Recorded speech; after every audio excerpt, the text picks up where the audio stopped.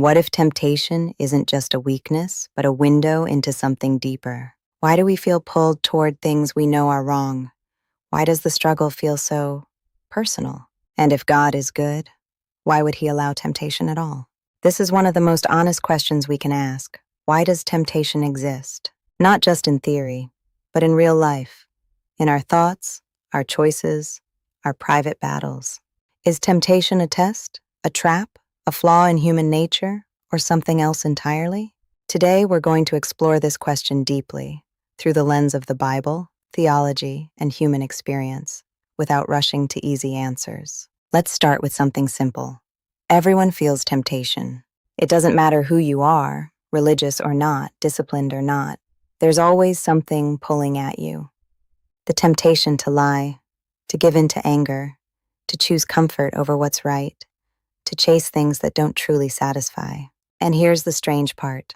Temptation often feels natural, almost like it's built into us, which raises a difficult question. If God created us, why would he create us with the capacity to desire the wrong things? One of the most common theological answers begins here: free will. According to the Bible, humans were not created as robots. We were given the ability to choose. And real love, the kind of love God desires, requires that freedom, because love that is forced isn't really love. But here's the cost of that freedom.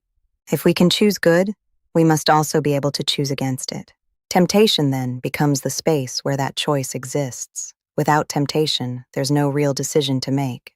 Without the possibility of wrong, good becomes automatic, not meaningful. So in this view, temptation isn't a design flaw. It's a necessary condition for genuine love and moral choice. But that leads to another question. If temptation is necessary, why does it feel so strong?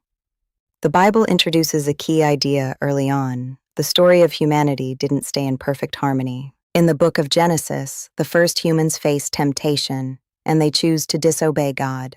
This moment is often called the fall, and according to Christian theology, it changed something fundamental in human nature.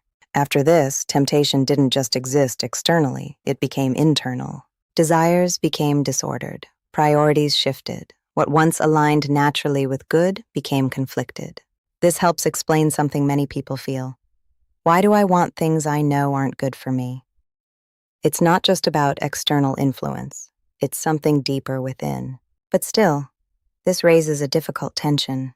If God knew this would happen, why allow it at all? Another perspective sees temptation not just as a risk, but as a refining process.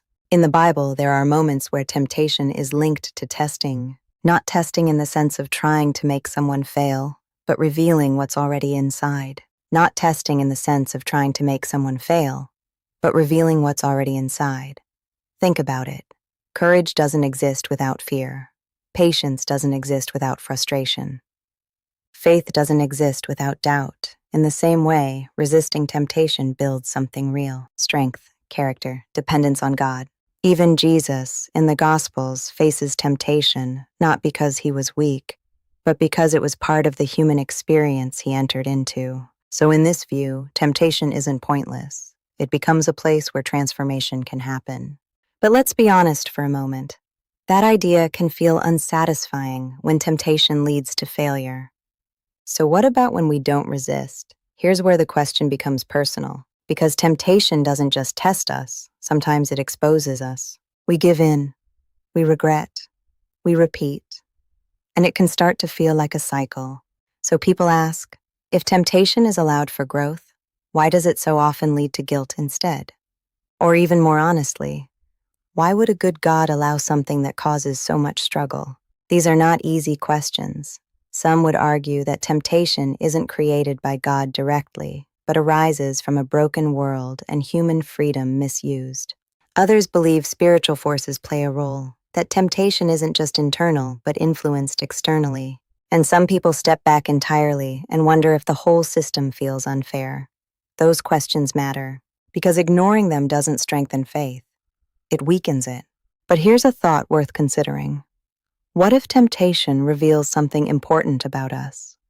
Not just something wrong with us. It shows that we are not fully satisfied, that we are searching, that we are drawn toward things we believe will fulfill us, even if they don't.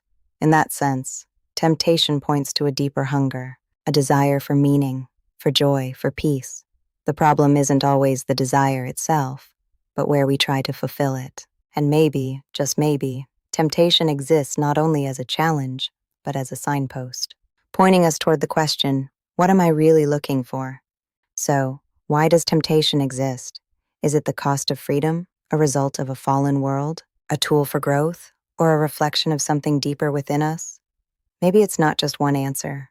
Maybe it's all of them, intertwined. But I want to hear from you. What do you think temptation reveals about human nature? Let's talk about it in the comments. And if you enjoy exploring questions like this, questions that don't have easy answers, subscribe to Sacred Questions. Because sometimes the most important truths are found in the questions we're willing to ask.